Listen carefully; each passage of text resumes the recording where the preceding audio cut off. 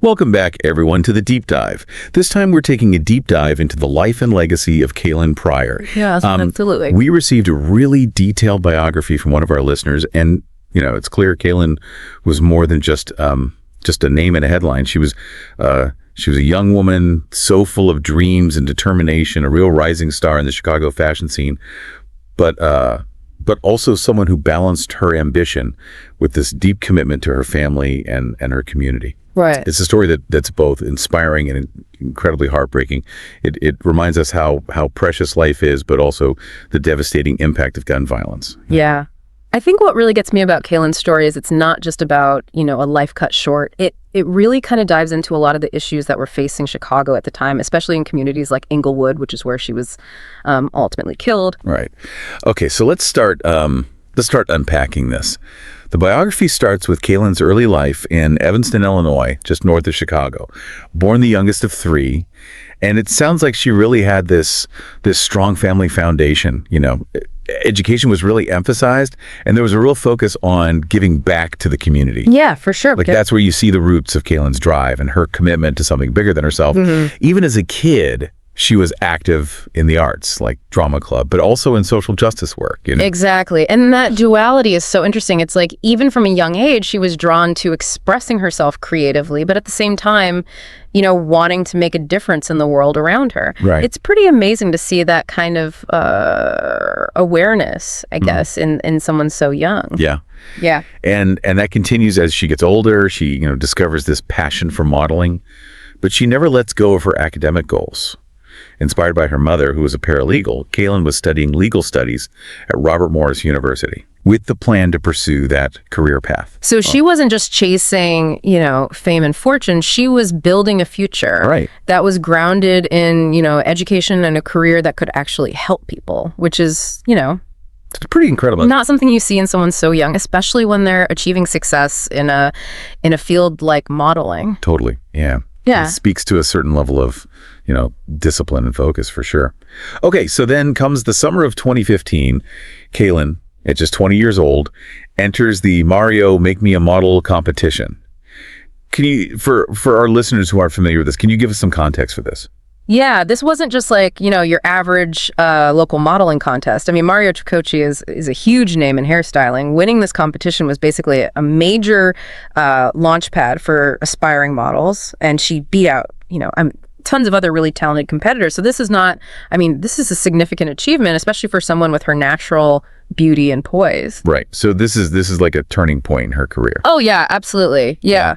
The biography mentions how the judges were just blown away by her confidence, or that natural beauty, that we've been talking about. It's like these qualities were always there, but the competition just brought them to the forefront. For sure. It wasn't just about looks. They saw something special in her, something that went beyond just, being photogenic.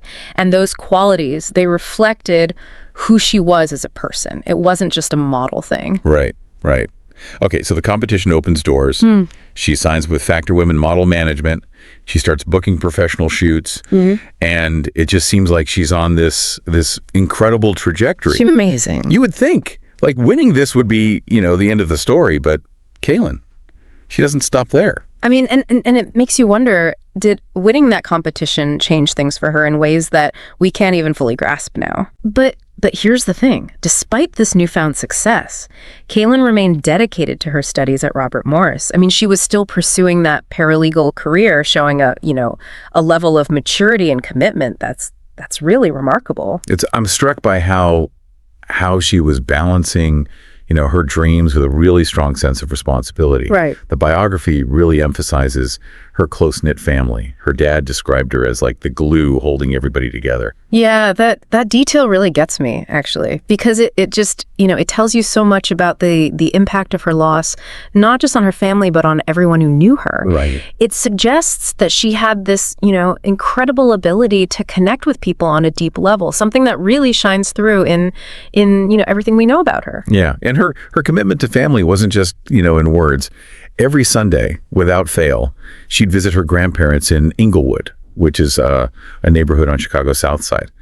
And this wasn't just a quick pop-in, like this was a dedicated part of her routine. Yeah. And it's important to note that Inglewood at that time was was a community struggling with, poverty, gang violence, deep distrust of law enforcement. These were very real challenges facing the community. And yet Kaylyn, she never shied away from her connection to her family and to Inglewood. Right. And that just makes what happened next even more tragic. Yeah. Yeah. So it's November 2nd, 2015, just weeks after this huge win.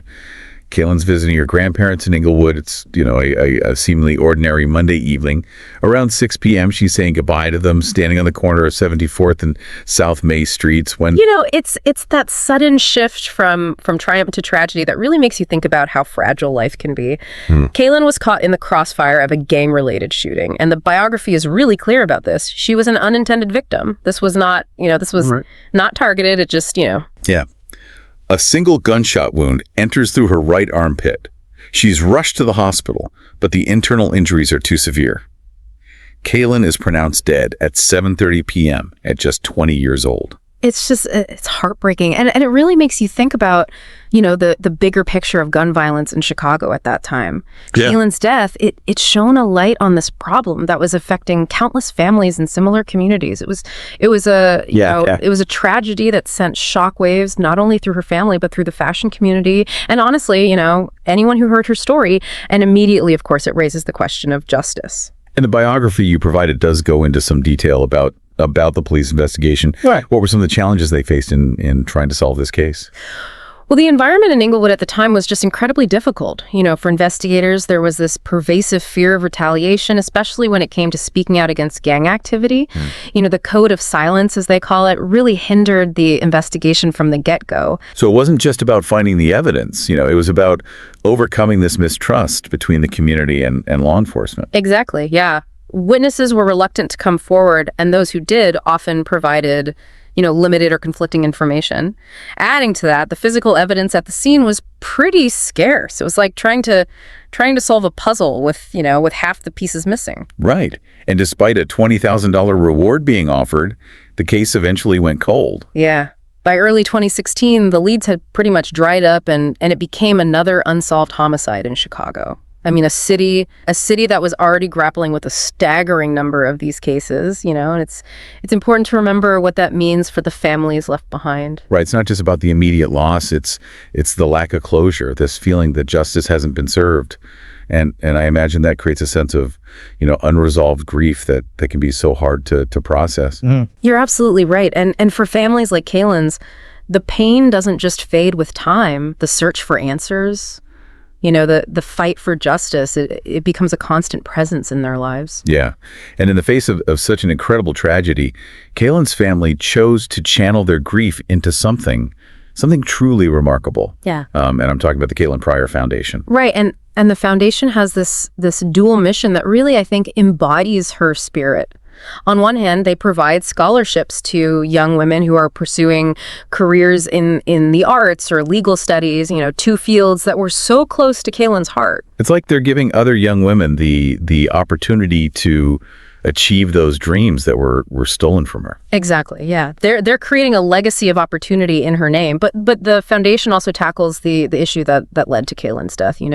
They actively advocate for stricter gun control laws, working to prevent other families from experiencing the same unimaginable loss. It's just such a powerful example of how, even in the face of just immense grief, action and advocacy can be a form of healing. It really is, and it raises a critical question. What does justice actually look like in a situation like this? Is it solely about apprehending the individuals who fired the shots, or does it require something more? Something that addresses the root causes of the violence that plagues communities like Inglewood. That's such a complex question, and I don't know that there's an easy answer. But Kaylyn's story really forces us to confront those uncomfortable truths.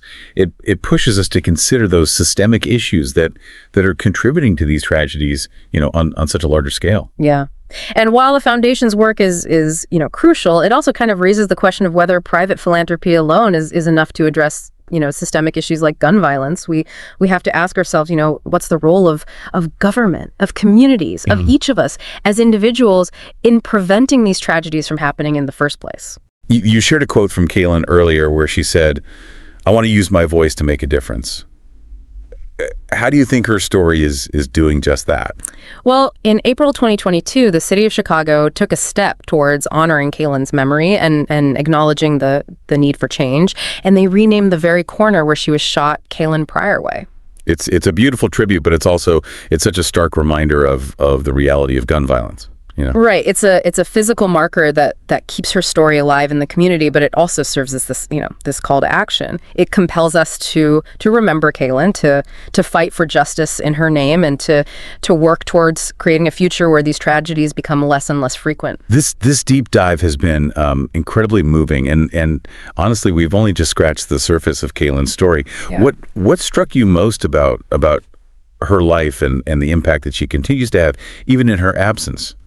For me, it was her resilience. Even with all the challenges she faced, Kaylyn, she never lost sight of her goals, never lost sight of her dreams, and her commitment to family and community. And it's that unwavering spirit that just makes her loss even more tragic. It's like a light that was extinguished before it could reach its full potential. Yeah.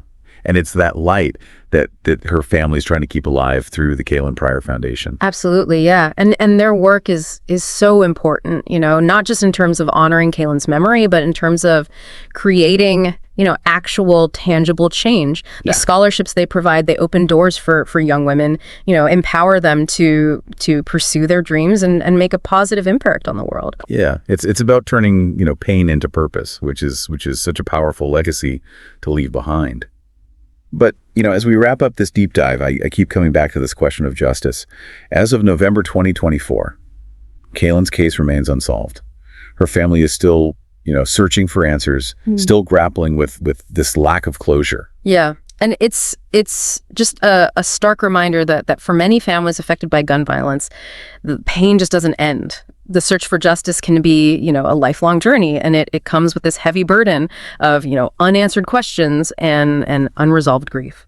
So, what can we as listeners, as people who just heard this story, what can we take away from Kaylyn's story? What actions can we take to honor her memory and to contribute to, a world where these tragedies become less and less frequent? Well, I think it starts with, awareness.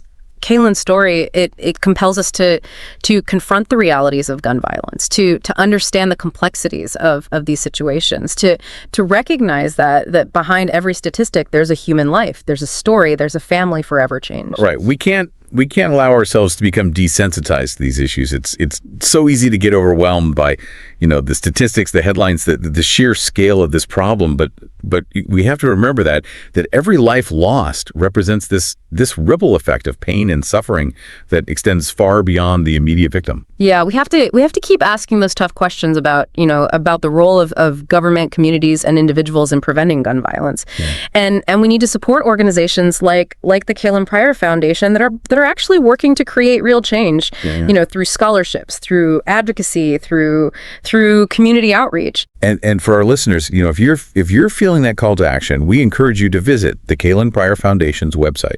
Learn more about their mission and maybe consider getting involved. Even a small donation can make a difference. Yeah, and it's not just about financial contributions. It's about having these difficult conversations with our friends, our families, educating ourselves about the issues, advocating for policies that promote safer communities. Kaylyn's life may have been tragically cut short, but her story continues to inspire. It reminds us that even in the darkest of times, there is hope. There's the possibility for change, and there is the power of collective action to create a world where every life is valued and every voice is heard and justice prevails. Thank you for joining us on this deeply moving exploration of Kaylyn Pryor's life and legacy. We'll be back soon with another deep dive exploring a new topic that matters. Until then, stay curious, stay informed, and most importantly, stay engaged.